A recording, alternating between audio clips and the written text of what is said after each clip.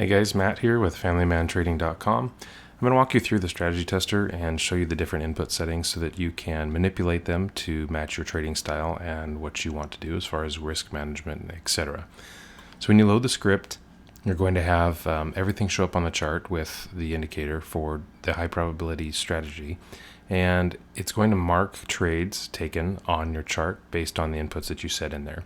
Something to keep in mind is this is a simulator and it's not an auto trader, so it doesn't manage any of your money. It doesn't place real trades. It simulates taking trades according to the settings that you put in, which I'm going to show you in just a moment. So the anatomy of this is if you get a sell signal and the trades based on your inputs setup says, okay, we're going to take this trade, the white line will be your entry price, the green line below will be your take profit, and of course the red line above will be your stop loss. It's just the opposite for a long position. So white line again for your price, take profit up above, and stop loss down below. Now how you can see these values if you want is come over here to your data window and click this open. And there's going to be the long entry, take profit and stop loss, and then the short entry, take profit and stop loss. Wherever you have your cursor, if you highlight this long position here, you'll see that it highlights those price numbers over there and puts them in the appropriate color so that you can see what those values are right away. That's the way that you can kind of walk through this chart and see what values you want to look at. Next, when you have the strategy tester on your chart, you could just open up the panel down here under strategy tester, and overview will give you the equity line and give you some quick data to sort of take a snapshot of how the trades did over a certain period of time. Performance summary will give you some basic overall data as well, as far as longs and shorts and overall productivity. And the list of trades just tells you which positions you took, which direction, the dates and times that you entered and exited, the price, how many your contracts were, your unit size, etc., and just give you a rundown of all of your trades. So that's pretty much it in a nutshell as far as what you're looking at. When I demo these things and I back test for myself, I typically look at that net profit number. I want to see a certain number of trades so that it's a valid set of data that I'm confirming, a certain win rate, and drawdown for me. Typically, I like to see an average number of bars too that match my time frame. If all of these numbers came out and this said 35 bars, I'm probably not going to trade it because that means it's held for over a month. That just doesn't match my style. So that's the information you can use at hand and make it work for you. Let's go now into the input settings so that you can see what we're doing. And if you're on PC, here's what I recommend to make this more visible for you. When you're backtesting, just working with the data, you don't necessarily need to see too much of the price chart because you're going to be working with the numbers more than the actual visual up here. So I like to bring this up so I can see it pretty well and see the equity curve or the decline. Make sure all these numbers are visible. If you move this over here like this, it gives you plenty of real estate down here because when you pop this open, you want to move this over to the side. If you don't move it to the side and you start covering these numbers or your equity curves, then you have to keep moving it back and forth to kind of look at the numbers so that you can compare. So we'll put it over here to the side, and what you want to do is go to inputs, and then it will go ahead and put all of the inputs in front of you and show you the settings that you can manipulate. We're going to turn on the trades under style. You do trades on chart. The blue arrow is where you enter a long position, and the red arrow is where you enter a short position. The purple arrow is where you exit the trade, whether it's long or short. So we have signal labels. We can turn those on, and that just tells you if we enter or exit and what type of position, whether it was fixed or dynamic, which I'll go over for you. And then the quantity, if you want it shows you your unit or contract size. When I'm doing this, what I do is just turn off the trade signals, the signal labels, and I turn off the quantity. I don't really need to see that stuff because I'm more interested in the numbers. I can tell that we went long here, we exited the long here, we went short here, we were stopped out on a short here. Okay, so what we need to do is have our inputs open. And when you go through and manipulate these, you're going to see the trades on the screen change, and you're going to see these numbers change. What you would like to probably do for yourself is get your spreadsheet open or even a handwritten note, whatever it is for you, but start writing down the information that works for you so that you can keep track of all the settings. Otherwise, you'll have to go back and find out those best settings again. So this is kind of what I do. I'll go down into a further detail video regarding the spreadsheet. Essentially, I break it out on time frame, whether I'm using a trend confirmation or not, the different settings that I use, and what the output is. So I'll just show you, build something for yourself, but I also publish this on my website and I put it through our Discord. So if you like, you can see this data too just by being a member of that. All right, we're going to walk through this, and we're going to not dive down into it too thoroughly because I think after I go through these settings, you're going to know kind of how to use it. If you look at the numbers on the left here, the numbers that have a subset to them, like a 1A or a 5A, 5B, that means that it's related to the prior question. If it's just a number without a subset, that means that that question stands by itself. So reading top to bottom here, this will walk you through what you want to do. We're testing the Euro USD here, so that's a Forex pair. If you were testing something else, you'd want to change this so that it matches the calculations accordingly. So if we're doing gold or cryptocurrencies, you would just click that and you'll see that all the calculations are different. Obviously, it doesn't work for Forex because we're not testing gold up here, we're testing Forex. So we'll select that. I've put an input in here for both buys and sells, buys only or sells only, and that's because there's some people that trade with, say, a $2,000 account. They're day trading with options on stocks, or they're trading with just plain stocks where they can buy only. We want to eliminate the sell orders because you can't short stocks if you're just using a $2,000 account here in the US or whatnot. So we can limit that to buys only. And then I also, just for testing sake, wanted to make it so that you could also limit it to sells only, because that only makes sense if you want to test both. Forex, you can trade up and down, so we're going to go ahead and do that. In another video, I'm going to walk through all of these settings here and kind of describe exactly what these are. I'm not going to do that here because I'm trying to keep this pretty short, but just know that I've created three sub strategies outside of what Jim teaches with his base strategy. This is the one that would be in the book. So if you read his high probability trading and the one with divergence, base is going to be what he talks about in the book regarding all the rules to the trading. Base plus high risk is going to be a little bit different. It just talks about the EMAs here. Super quick, since you're testing at high risk, just means that on a long position, we are going to take longs if the 240 is trending up and it's green. If you're using base plus high risk, then your 50 EMA and your 100 EMA can be on either side of each other. That's the only difference that base plus high risk makes. EMAs plus QMP dots. What this means is that we are using the moving averages accordingly. They have to be stacked and in the right order. So on a long, you're going to go 240, then 100, then 50. And we're just going to take the long if we get a signal. What we're eliminating with EMAs plus QMP dots here is the MACD requirement on MACD Platinum. Typically for a long, you're going to want the MACD dot below the zero line. Here, it doesn't matter if you're filtering this out. I noticed in my back testing that some pairs did actually perform fairly well with this, which is why I've included it for you. QMP dots only means that it's going to take a trade on any dot. It completely disregards the MACD Platinum. If there's a green dot, it'll take a long. If there's a red dot, it'll take a short. And we can filter out a little bit more if we want to. Excuse me there, just by doing a trend analysis. And what we can do is answer that down here in the next question. But QMP dots just simply means green, you're going to go long, red, you're going to go short. So I'll go back to the base setup here. Number 3, do you require the setups to be in the trend? What this is talking about is this green or red 240 line. So I've just made some programming in here that's super simple. If it's moving upwards, it's going to be green. If it's moving down, it's going to be red. And if it sort of flattens out, it's going to be gray. Typically, it's only gray for a brief moment, maybe a couple of candles.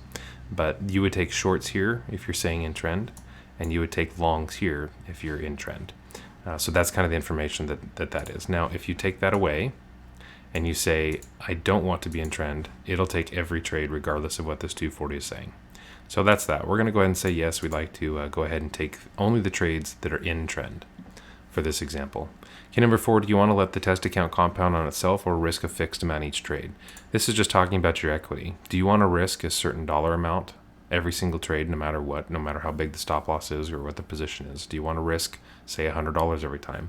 If that's the case, you just leave this fixed, and you'll come down here where if you're not compounding, meaning you did not select compound, you're going to say how much do you want to risk. If you want to risk $100, put in 100. If you want to risk 20, put in 20. What that does is it manipulates the trade value here. It adjusts the contract size so that it actually gives you realistic numbers, so that here we lost $20, here we gained $20, and so on and so forth. If you want to change that to see what your numbers might be, then go ahead and change this to I want to risk $120, and it'll just adjust that through the system. It'll add contracts so it's taking the appropriate size, and the numbers that you get will be based on those numbers that you put in. If you don't say fixed and you say compound, what this is saying is you'd like the strategy tester to now go ahead and every trade calculate your equity balance and use 1% or whatever number you put in here of that balance to make the position sizing. So you'll see that 4A is related to this, and it says if you are compounding, what percentage of your account do you want to test? So typically Forex traders might use a 1% risk of their account, and they're compounding as they go along. So they might say 1% here. If you wanted to risk 2%, just tell it 2%. Based on that information, the strategy tester is going to go ahead and make position sizes. And so you're going to see as you go through these trades, if you're winning, these are going to go up because you're using 1 or 2% of constant wins. If you're losing, they're going to go down. So if you're profitable by the end of the trades, your position sizes are going to be bigger. So that's kind of how you can look at that really quick. For these purposes, I'm going to go ahead and go back to fixed. I'm going to do 100 just to put it in there. And we'll look at question number 5. Would you like a fixed set of targets? What this is asking is, do you want to set pips in take profit and pips in stop loss to manage these trades? This was a request that a lot of people had with Jim's strategy when I put this script and the indicators out, is they want to know, where do I put my stop loss? How do I manage this trade? And it's a frequently asked question. Some people don't use stop loss or take profit orders because they're looking at their chart and managing it according to how they want. But some people might want to just set it and forget it and let it play out. Well, the strategy tester kind of helps you see what that's doing using these fixed amounts. So if you want a stop loss and a take profit, come in here and say fixed. You'll go down here to fixed take profit. You'll say I'd like to do it at 100. And if I want to do stop loss, maybe I want to do 80. This would give you a better reward to risk ratio than 1-to-1, because when you win, you're winning 100 pips, and when you lose, you're losing 80 pips. So if we just plug that in really quick, just as it goes in, you'd be looking at 16% profit or so, 12% down drawdown, 50% win rate, and usually about 3 bars in the trade. So in 3 days, your average time is you're exiting the trade there. That's as simple as it is to adjust that. And then you'll notice that the lines here adjust according to your numbers. Anytime you have a number value in one of these text boxes, you can click the arrows here to adjust it. You can just type in a number, or you can use the arrow keys as well. And you can go up and down with arrow keys. Tried to make it as easy as possible depending on what device you're using. Then when you program these things in, you'll notice that the lines change on your chart. So here's your 200 pip win if you were to take it, and your 80 pip loss. And then you can just immediately compare how that would have done over the trading period. All right, so we'll go back down through here. The next section here, 5C and 5D, are related to a different type of stop loss system. So if you don't want to try this with the set fixed pip amount for take profit and stop loss, change this to dynamic. This is something that I created to help test out the market conditions change a little bit, and I don't want to be so rigid with a 100 pip take profit and a 100 pip stop loss. When the market's kind of tight like this, I want my trades to be a little bit tighter, but when it moves a little bigger, maybe I want to gain some more pips out of it and use a more dynamic stop loss approach. So to describe this, here's what it looks like. Dynamic means that it's going to look back a certain number of candles. So let's use this for example. This is our green QMP filter dot. It means that we're going long. Let's just say that based on our settings, we would take this trade. A dynamic stop loss setup is saying, let's look back a certain number of candles in history and find, if we're going long, let's find a recent lowest low. So we'd probably be looking at this lowest low right here. So what we want to do with that is make that our actual stop loss, and we want to take the trade upwards. Now the other thing that we want to do is figure out, okay, if from our entry price down to here is our stop loss, and for example's sake, let's say that's 100 pips, we also want something relative in take profit of 100 pips so that our risk to reward is 1-to-1. What we do is configure that in our settings just by changing a couple pieces of information. So we'll pull this back up. This goes away every time you click off of it. So we're going to use that dynamic stop loss to look back a series of candles. The look back period is the number of candles we're going to look back. So as I change this, you're going to see that because the dot was right here and we're only looking back at that single candle, the stop loss is set right there at that lowest low, and then we're going to go long. So this is our stop loss price. If I change this to 2 candles, it's going to take the lowest low within 2 candles. So candle 1, candle 2, here's our lowest low, so this is our new stop loss. This is handy now because you can see that as we've changed the amount of risk here and made this larger, we're asking it to go 1-for-1, so we've also increased our take profit. This one and this one happen to work out for us, and that's how it looks. But the key part here is the reward ratio to your stop loss. Whatever you set this dynamic stop loss to, as soon as it sets this, you want to tell it if you want a 1-to-1, if you want a 2-to-1, 1.5-to-1, whatever it is. And just like any other setting, you can simply just use your cursor and increase or decrease that number, or you can just type it in. So if you want to go for a 2-to-1 and you're looking back 2 candles, you want to see if this might work out. This is telling you that it's probably not the best way to trade it because you have a 3% net profit at the end of all the trades, but you had a maximum drawdown throughout that process of 10.62, which is pretty hard to mentally combat. So what you can do is just go through here and you can set these settings and just continually test them to figure out what gives you the best output. So to kind of jump ahead, I'll show you what I've done with my spreadsheet. And we're going to look at this. So under the daily chart with dynamic stop loss with trend confirmation, if I'm seeking a 1-to-1 target, then I can set my reward ratio of 1, meaning my take profit is 1 to the stop loss of 1, and my look back period needs to be 17. So I'll go back here and I'll put this in. So I've got my dynamic stop loss. I'm on the daily chart. I'm looking back over 17 candles, and my reward ratio is 1-to-1. Now when I look at my data here, I got 17% net profit over 105 total trades, 58% win rate, 5% drawdown, and on average I was in the trade for 12 candles. So because we're on the daily chart, that means 12 days, just under 2 weeks. You'll see that that's what this produced: 17%, 105, 58, 5%, and 12 bars. For me, this is a tradable system because I'm over that 55% with certain parameters that I like. I have at least 100 trades.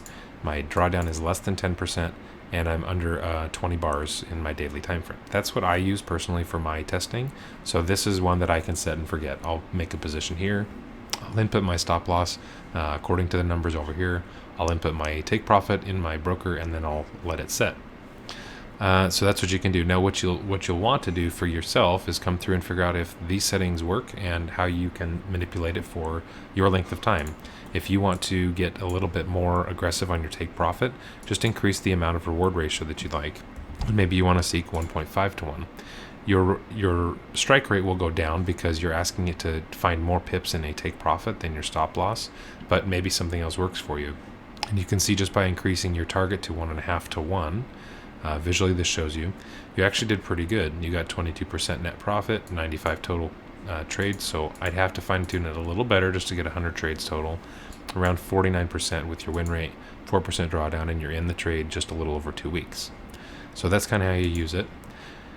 The only other thing that I'll show you in this that might help describe some of these settings is without trend confirmation. This piece just says take out the 240 line as a filter. So right now we have it set that we're only going to take trades in trend right here.